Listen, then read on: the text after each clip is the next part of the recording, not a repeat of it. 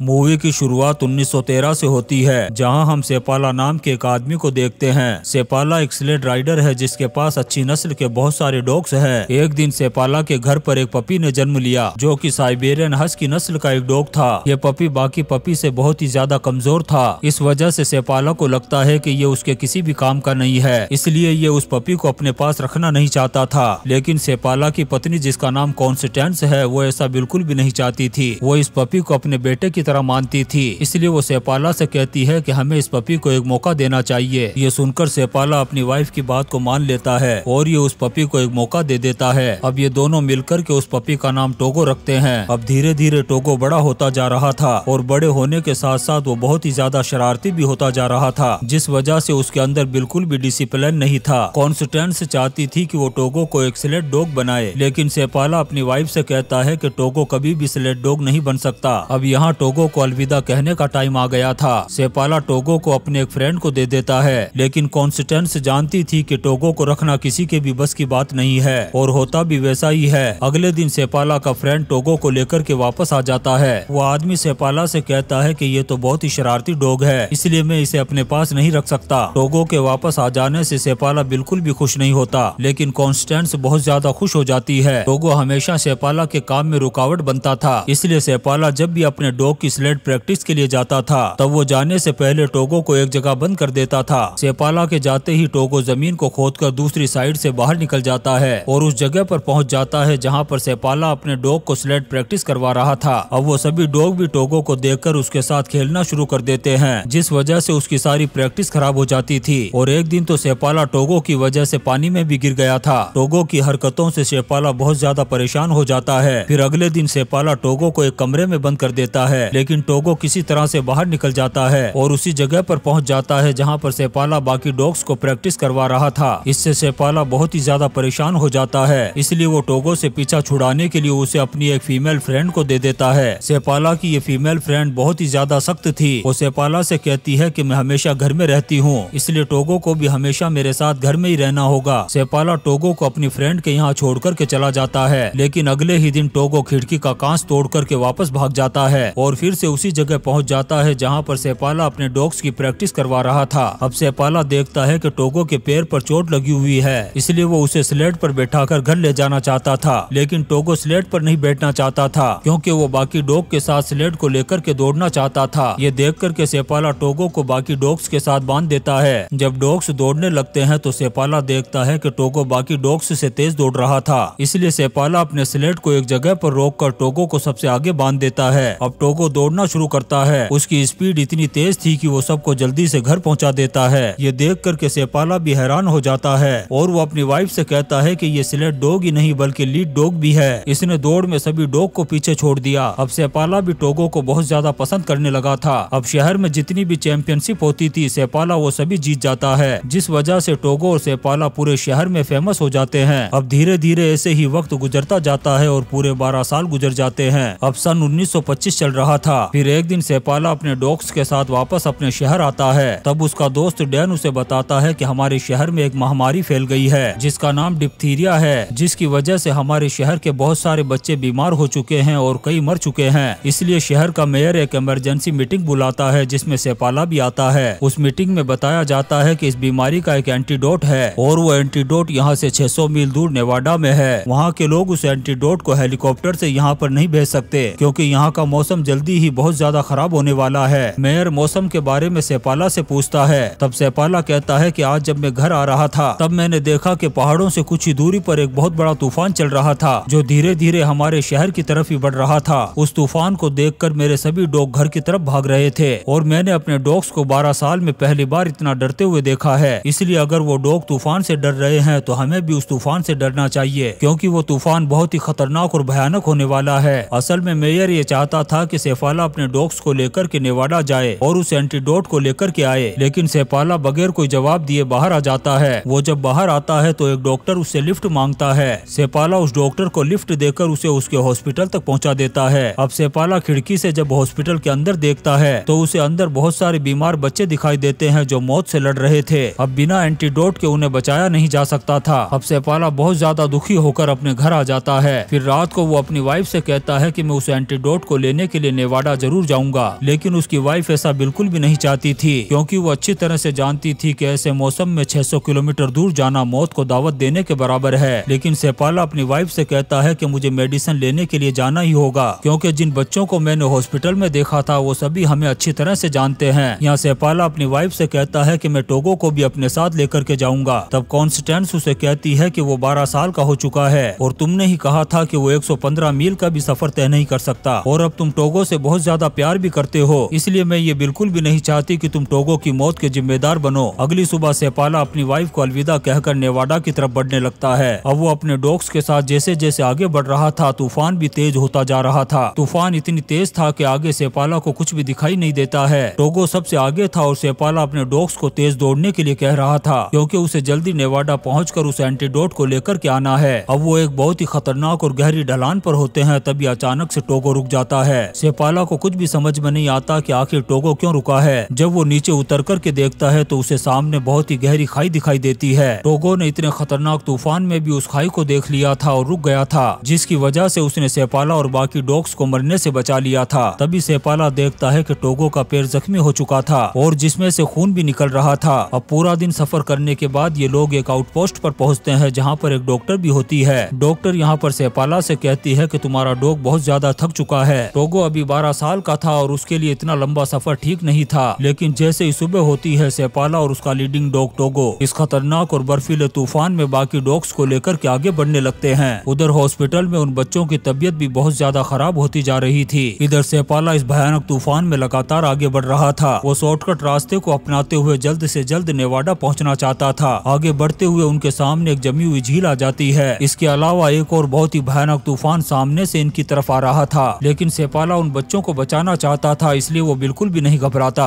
और टोगो से कहता है कि बेटा आगे बढ़ते रहो। अब टोगो भी सभी डॉग्स को लीड करता हुआ अपनी पूरी रफ्तार से आगे बढ़ रहा था। स्लेड के झील पर चलने की वजह से बर्फ भी क्रैक होती जा रही थी, लेकिन टोगो अपनी पूरी ताकत और रफ्तार से दौड़ता हुआ उस झील को पार कर देता है। अब ऐसे ही पूरे दिन का सफर खत्म हो जाता है और ये एक आउटपोस्ट पर रात गुजारने के लिए रुक जाते हैं। उधर सेपाला की वाइफ मेयर के पास आती है, जहाँ उसे बताया जाता है कि नेवाडा से वो एंटीडोट रवाना कर दिया गया है, जो रास्ते में सेपाला को मिल जाएगा। तब कॉन्स्टेंस उसे कहती है कि सेपाला शॉर्टकट रास्ते से नेवाडा की तरफ जा रहा होगा और अगर वो लोग उसे नहीं मिले तो वो लगातार आगे बढ़ता जाएगा। उधर हम सेपाला को देखते हैं, जो सुबह होते ही अपने डॉग्स को लेकर के आगे बढ़ना शुरू कर देता है। टोगो की भी हालत लगातार खराब होती जा रही थी, लेकिन फिर भी वो रुकना नहीं चाहता था। टोगो बाकी डॉग्स को लीड करता हुआ अपनी पूरी ताकत और तवानाई के साथ आगे बढ़ता जा रहा था। यहाँ हम देखते हैं कि सेपाला वाकई शॉर्ट रास्ते से जा रहा था। अगर मेडिसिन लेकर के आने वाले लोग इसे रास्ते में नहीं मिले तो सेपाला नेवाडा पहुंच जाएगा। सेपाला भी बहुत ज्यादा थक चुका था और उसकी आंखें भी बंद होती जा रही थी, लेकिन उसके डॉग उस खतरनाक तूफान को चीरते हुए उससे भी तेज रफ्तार से आगे बढ़ते जा रहे थे। फिर हम हेनरी नाम के एक आदमी को देखते हैं। ये वही आदमी है जो नेवाडा से मेडिसिन लेकर के सेपाला की तरफ आ रहा था। हेनरी ऊपर होता है और सेपाला नीचे की साइड से नेवाडा की तरफ आगे बढ़ रहा था। हेनरी उसे देख लेता है और आवाज लगाते हुए उसके पीछे भागने लगता है, लेकिन खतरनाक तूफान की वजह से सेपाला को हेनरी की आवाज सुनाई नहीं देती है। तभी हम देखते हैं कि टोगो हेनरी की आवाज को सुन लेता है। अब हेनरी देखता है कि सेपाला उसी की तरफ वापस आ रहा है। दरअसल टोगो हेनरी की आवाज को सुनकर के रुक गया था।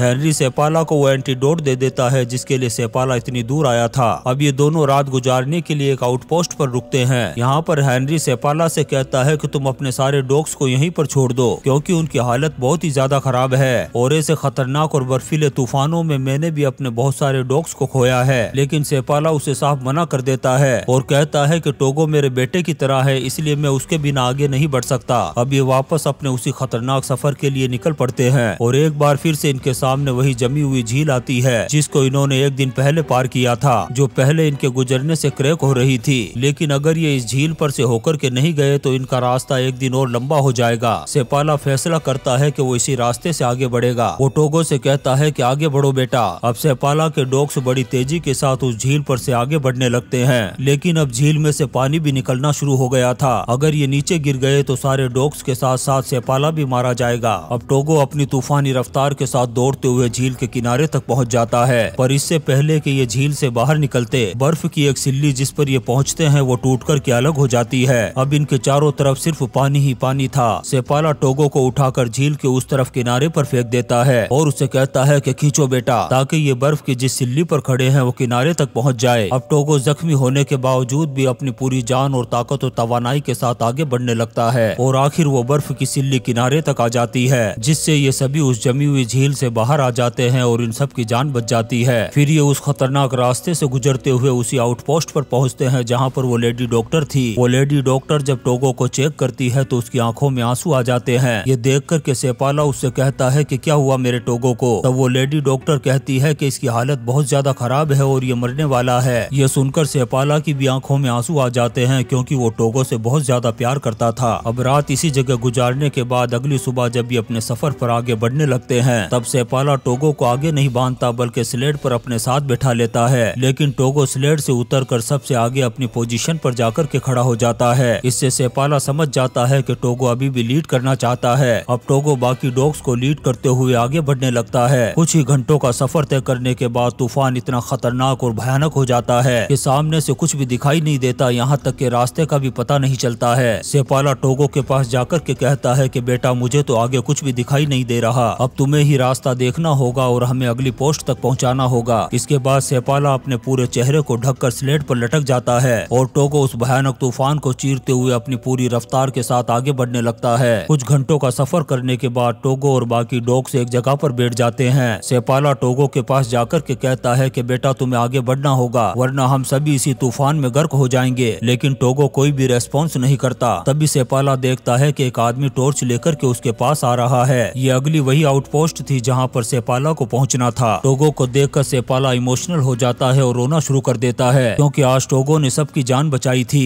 फिर ये आउटपोस्ट के अंदर जाते हैं जहाँ पर हम टोगो को देखते हैं जो थक कर के निडाल हो चुका था। यहाँ पर गनर नाम का एक मशर होता है जिसे सपाला की वाइफ कॉन्स्टेंस ने भेजा था ताकि वो इस पोस्ट पर पहुंचकर सपाला से वो एंटीडोट ले ले और शहर जाकर हॉस्पिटल में उन बच्चों तक पहुंचा दे जो मौत से जंग लड़ रहे हैं। रात को ये सभी यहीं पर आराम करते हैं। फिर अगली सुबह वो मशर एंटीडोट लेकर शहर की तरफ निकल पड़ता है और कुछ ही घंटों का सफर करने के बाद वो नोम शहर तक पहुँच जाता है जहाँ पर एक रिपोर्टर पहले से ही उसका इंतजार कर रहा था क्योंकि ये खबर पहले ही न्यूयॉर्क तक पहुँच गई थी कि सेपाला नाम का एक मशर अपनी जान पर खेलकर एंटीडोट लेने के लिए गया है। रिपोर्टर को लग रहा था कि ये वही डॉग और वही मशर है जो एंटीडोट लेने के लिए नोम शहर से निकला था। वो रिपोर्टर अपनी न्यूज में नोम शहर का रखवाला इस आदमी और इस डॉग को लिख देता है। इस न्यूज से सेपाला की वाइफ को बहुत बुरा लगता है। उधर टोगो की हालत में भी कुछ सुधार हो जाता है और वो सेपाला और बाकी डॉग्स के साथ नोम शहर तक आ जाता है। यहाँ पर नोम शहर के सारे लोग सेपाला को थैंक्स कहने के लिए पहुँच जाते हैं। इनमें वो बच्चे भी शामिल थे जो बीमारी से ठीक होकर के आए थे। तभी एक बच्ची टोगो को देख कर के सेपाला से कहती है कि क्या ये मरने वाला है। ये सुनकर के सेपाला अपसेट हो जाता है और बाहर आ जाता है। सेपाला की वाइफ भी उसके पीछे पीछे आ जाती है। तब सेपाला उसे कहता है कि आज टोगो की जो भी हालत है वो मेरी वजह से है। उसकी उम्र बहुत कम थी, मुझे उसे अपने साथ नहीं ले जाना चाहिए था। तब उसकी वाइफ पूछती है कि क्या टोगो के अलावा इस काम को कोई और कर पाता। सेपाला कोई जवाब नहीं देता पर वो जानता था कि इस काम को टोगो के अलावा कोई और नहीं कर सकता था। फिर अगली सुबह सेपाला अपने डॉग्स को लेकर के स्लेड प्रैक्टिस के लिए जाने लगता है। ये देख कर के टोगो से भी रहा नहीं जाता और वो दौड़ कर के सेपाला के पास आ जाता है। फिर ऐसे ही वक्त गुजरता गया और अगले 2 साल बाद टोगो ने बहुत सारे बच्चों को जन्म दिया जिन्हें खरीदने के लिए बहुत सारे मसर आए और टोगो के इन बच्चों को एक नया नाम दिया गया जो था सेपाला साइबेरियन। फिर कुछ सालों बाद 1929 में टोगो की डेथ हो गई, लेकिन सेपाला दूसरे डॉग्स को स्लेड प्रैक्टिस करवाता रहा। लेकिन टोगो ने जो कारनामा अंजाम दिया था उसका क्रेडिट एक दूसरे डॉग को दिया गया जिसका नाम था बाल्टो और उसका न्यूयॉर्क में एक स्टेचू भी बनाया गया। लेकिन बाल्टो को भी सेपाला ने ही ट्रेंड किया था। लेकिन सन 2011 में एक मैगजीन में टोगो की बहादुरी के बारे में लिखा गया था। तो दोस्तों ये थी टोगो की बहादुरी की इमोशनल कहानी जिसने हजारों बच्चों को मरने से बचा लिया था। और इसी के साथ ये इंटरेस्टिंग और शानदार मूवी टोगो खत्म हो जाती है। दोस्तों हम आपके लिए ऐसी ही इंटरेस्टिंग मूवीज एक्सप्लेन करते रहेंगे, तो आप चैनल को सब्सक्राइब जरूर करें और लाइक और कमेंट्स भी करें। Thank you.